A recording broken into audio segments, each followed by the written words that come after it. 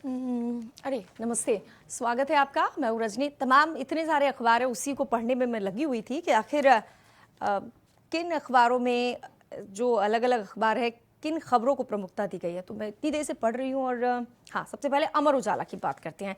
इसका जो front page है उसमें सबसे अहम खबर उत्तर प्रदेश को लेकर 2-3 दिनों से जो चर्चाएं थी कि शपथ ग्रहण तो हो गया है लेकिन मंत्री कौन होगा, तो विभागों का बंटवारा हो गया है और तमाम जितने भी अखबार में पढ़ रही हूँ सब में इस बात का जिक्र किया गया। तो सबसे पहले हम इसी की बात कर लेते हैं। सबसे अहम बात यह है कि जो मंत्री हैं उन्हें विभाग बांट दिए गए हैं। हेडलाइंस भी दी हुई है। केशव को ग्राम विकास मिला है, ब्रजेश को स्वास्थ्य, ये दोनों ही डिप्टी सीएम हैं। स्वतंत्र देव को जल शक्ति मिला है। इसके साथ ही कहा है कि नौकरशाह रहे अरविंद शर्मा को नगर विकास व ऊर्जा विभाग मिला है। खन्ना को वित्त और शाही को कृषि जो मंत्रालय है वो संभालेंगे। और गृह समेत 34 विभाग ऐसे हैं जो कि सीएम योगी आदित्यनाथ ने अपने पास में रखे हैं। तो अब हम आपको विस्तार से बताते हैं कि किसे क्या मिला है। तो उप मुख्यमंत्री दोनों जो हैं केशव प्रसाद मौर्य, उन्हें ग्राम विकास एवं खाद्य प्रसंस्करण दिया गया है और ब्रजेश पाठक को चिकित्सा, शिक्षा एवं स्वास्थ्य विभाग दिया गया है। जबकि स्वतंत्र देव और जितिन प्रसाद का कद बढ़ा दिया गया है। एक बड़ी जिम्मेदारी उन्हें दी गई है।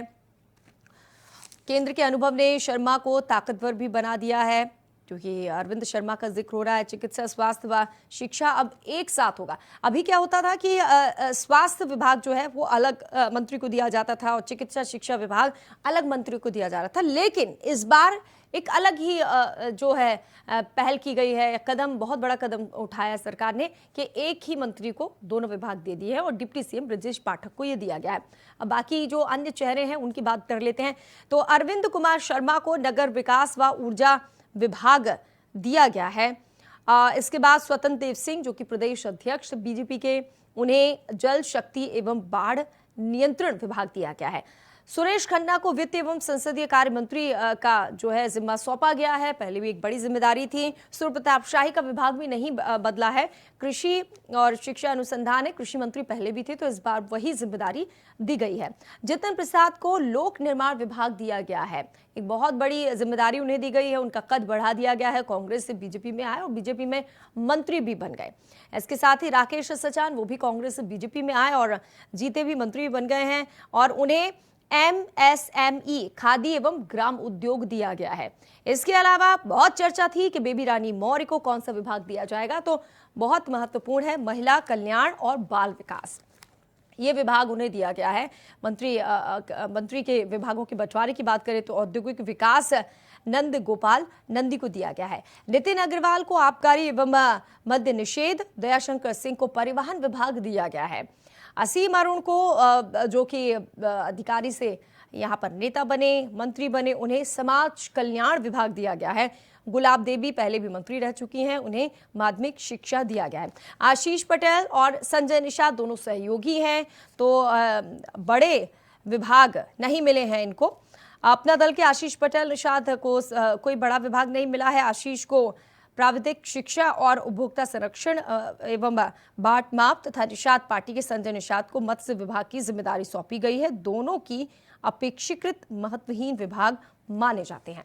तो ये प्रमुख खबर है तमाम अखबारों में। अब दूसरी जो खबर है, हाँ, एक बहुत अच्छी तस्वीर हमने कल देखी थी, तो अखबार में आज इसे तस्वीर दिखाई गई है और बहुत अच्छा लिखा है, दिल मिले ना मिले हाथ मिलाते रहिए। क्योंकि जब नवनिर्वाचित विधायकों को शपथ दिलाई गई थी, सबसे पहले सीएम योगी को दिलाई गई, उसके बाद नेता प्रतिपक्ष अखिलेश यादव को। तो जब आए सीएम तो उन्होंने हाथ मिलाया था अखिलेश से, उसकी खूब चर्चा हुई और इसीलिए इस अखबार ने उसे काफ़ी प्रमुखता से छापा है और फोटो भी दी गई है। और अब बात उस हड़ताल की, कल से वो हड़ताल शुरू हुई और निजीकरण के विरोध को लेकर जो हड़ताल हुई उसका आंशिक असर देखने को मिला है। केरल और बंगाल, हरियाणा में बैंक, सार्वजनिक परिवहन प्रभावित हुए। आज दूसरा दिन है तो उसका असर देखने को मिल रहा है। निजीकरण का विरोध कर रहे, जगह जगह पर पूरे देशव्यापी हड़ताल है ये, उसका असर देखने को मिल रहा है। तो ये जो अहम है खबरें वो दी गई है। और हाँ, बंगाल विधानसभा में जमकर लात घूंसे चले, वो खबर भी आपने हर टेलीविजन पर देखी होगी। तो उसे अखबारों ने भी काफी प्रमुखता से दिखाया है कि बीरभू हिंसा पर किस तरीके से बंगाल विधानसभा में घमासान हुआ। भाजपा के 5 विधायकों को निलंबित भी कर दिया गया है, लात घूंसे चले हैं। शर्मसार कर देने वाली ये घटना थी, इसे प्रमुखता से दिखाया गया है। इसके साथ ही आपको बता दें कि राष्ट्रपति रामनाथ कोविंद ने सुमित नीरज को सम्मानित किया, वो खबर भी है इसमें। राष्ट्रपति रामनाथ कोविंद ने खिलाड़ियों को पद्म पुरस्कारों से सम्मानित किया है, तो वो फोटो है और उसमें फोटो के साथ लिखा है कि चैंपियन नीरज और प्रमोद को पद्मश्री मिला है। तो जिसे सम्मान मिला है उसको भी काफी अहम जगह अखबारों में दी गई है। इसके अलावा कश्मीरी पंडितों को लेकर केजरीवाल ने जो बयान दिया था दिल्ली विधानसभा में, उसको लेकर हंगामा हुआ, नोकझोंक हुए। और दिल्ली सरकार ने 233 कश्मीरी शिक्षकों को नियमित किया है। एक तरफ बयान फिल्म को लेकर दिया जाता है कि सही नहीं है, जो फिल्म का प्रचार प्रसार हो रहा है उससे जो अन्य लोग हैं उससे नाराज हैं। दूसरी तरफ कश्मीरी पंडितों को सरकार अपना हितैषी बता रही है और 233 कश्मीरी शिक्षकों को नियमित किया गया है। भाजपा को सिर्फ फिल्म से प्यार है, हमें कश्मीरी पंडितों से प्यार है, ये मनीष सिसोदिया ने सदन में बातें कही और एक तंज बीजेपी पर साधा। कश्मीर फाइल्स को लेकर लगातार हंगामा हो रहा है, कुछ लोग इसका विरोध कर रहे हैं और अब ऐसा हाल है कि सड़क के बाद अब सदन में भी हंगामा हो रहा है, तो उसे भी इसमें बताया गया है। ये प्रमुख जो खबरें हैं वो हैं अमर उजाला में। और अब दैनिक जागरण की बात करते हैं। तमाम जो लोग अखबार पढ़ते हैं सबका अलग अलग पसंदीदा अखबार होता है। दैनिक जागरण जो लोग पढ़ते हैं उसमें उन लोग को बता देते हैं कि इसमें भी सबसे पहली खबर जो है वो प्रदेश में मंत्रियों के काम के बंटवारे को लेकर है। योगी ने अपने पास 34 विभाग रखे हैं। डिप्टी सीएम ने दोनों डिप्टी सीएम को जो विभाग मिले हैं वो बताए गए हैं इसमें।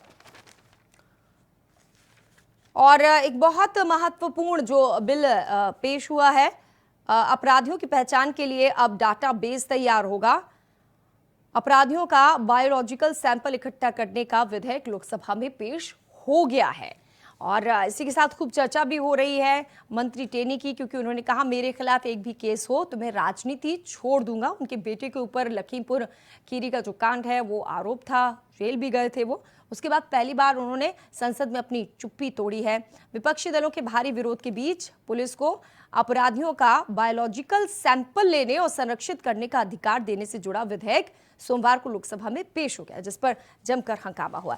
और दैनिक जागरण ने भी जो बीरभूम हिंसा पर बंगाल विधानसभा में भाजपा तृणमूल सदस्यों में मारपीट हुई है उस खबर को तस्वीर के साथ छापा है, उसे भी काफी प्रमुखता से जगह दी गई है। तो ये इस अखबार की बात हो गई। अब अगले अखबार की बात करते हैं। दैनिक जागरण के बाद अब हिंदुस्तान की बात करते हैं। तो हिंदुस्तान में जो है इसमें भी पहला वही है जो सबसे बड़ी खबर है पूरे देश की। अगर बात की जाए तो हर अखबार में जो है यूपी की बात की गई है कि योगी के पास 34 विभाग है, केशव को ग्राम विकास दिया गया है, दोनों डिप्टी सीएम के विभाग बताए गए हैं, नई मंत्रियों को अहम जिम्मेदारी दी गई है। सतीश महाना, इसमें थोड़ा सा एक्स्ट्रा ये है कि सतीश महाना विधानसभा के अध्यक्ष होंगे, नामांकन उन्होंने कर दिया है और 8 बार भाजपा के विधायक रहे हैं सतीश महाना। उनका विधानसभा का नए अध्यक्ष बनना तय है, यानी कि वही होंगे क्योंकि किसी ने नामांकन नहीं किया है। तो ये इस अखबार ने प्रमुखता से छापा है, हिंदुस्तान अखबार। और दूसरी खबर जो मैं आपको पहले ही बता रही, बाकी अखबारों में भी है कि भारत बंद से कई सेवाएं प्रभावित हुई हैं। 20 करोड़ कर्मी बंद में शामिल रहे। आप सोचिए इतने लोग अगर शामिल होंगे तो कितना असर इसका होगा। संगठनों का दावा है कि 10,000 करोड़ का कारोबार बिहार में प्रभावित हुआ है, सिर्फ एक जगह का है, तो ओवरऑल आप सोचिए कितना प्रभावित हुआ होगा। श्रम संगठनों की हड़ताल का परिवहन, बैंकिंग सेवा और औद्योगिक इकाइयों पर असर देखने को मिला है। खनन क्षेत्र में नुकसान हुआ है, बैंक शाखाएं बंद रही हैं। ये और जो प्रमुख मांगे हैं वो भी बताई गई है, लेकिन उसके पहले आपको बता दें यूपी में मिला जुला असर हुआ है, उत्तराखंड में आंशिक बंद का असर हुआ है, बिहार में बैंक ज्यादा प्रभावित हुए हैं, झारखंड में ढुलाई ठप रही है, ये दिया गया है। और जो प्रमुख मांगे उसमें श्रम संहिता को खत्म करना है, किसी भी प्रकार के निजीकरण को रोकना है। निजीकरण बिल्कुल नहीं चाहते, इसीलिए तमाम लोग अब एक हो गए हैं और सड़कों पर उतर आए हैं। एनएमपी को खत्म करना है, मनरेगा के तहत मजदूरों का आवंटन बढ़ाना है, ठेका श्रमिकों को नियमित करना है। और एक और मांग, बैंकों के निजीकरण का प्रस्ताव वापस लेना है। एनपीएस खत्म कर पुरानी पेंशन बहाल करने की मांग की गई है। ये प्रमुख मांगे हैं। इन मांगों को लेकर पूरे देश में हड़ताल हो रही है और नाराज हैं जो संगठन के लोग। उस खबर को प्रमुखता से दिखाया गया। इसके अलावा जो शपथ ग्रहण समारोह हुआ, योगी अखिलेश समेत विधायकों ने जो शपथ ली है वो भी इसमें बताई गई है। और हड़ताल से करोड़ों का कारोबार प्रभावित हुआ है, वो खबर भी है। तो ये प्रमुख जो खबरें हैं उन्हें अखबार ने जगह दी है। अब बात कर लेते हैं नवभारत टाइम्स की। तो इसमें जो गाजीपुर डंपिंग ग्राउंड में कूड़ा जल उठा, दिल्ली सरकार ने 24 घंटे में रिपोर्ट भी मांगी, असेंबली में ये मुद्दा भी उठाया था। फायर ब्रिगेड को 8 गाड़ियां पहुंचकर आग को बुझाया था। ये खबर इसमें सबसे पहले दी गई है। जबकि पश्चिम बंगाल विधानसभा में जो विधायकों की मारपीट हुई है उसे भी जगह दी गई है। हड़ताल का भी जिक्र किया गया है, हड़ताल से जो नुकसान हुआ है, जो कारोबार प्रभावित हुआ है। और इसके बाद बाकी इसमें इतनी कोई बड़ी खबरें नहीं हैं जो बाकी अखबारों में प्रमुखता से दिखाई गई हैं। जो नेक्स्ट पेज है उसमें ज़रूर है कि योगी ने गृह समेत जो अन्य विभाग में पास रखे हुए हैं, डिप्टी सीएम मौर्य को ग्रामीण विकास दिया गया है। और वो फोटो जो अखिलेश और योगी के हाथ में लाते हुए हैं वो फोटो इसमें छापी गई है। इसके अलावा इन अखबारों में अगर हम देश के बाहर पड़ोसी देश की बात करें, पाकिस्तान की, तो वो खबर बहुत दिनों से छाई हुई है।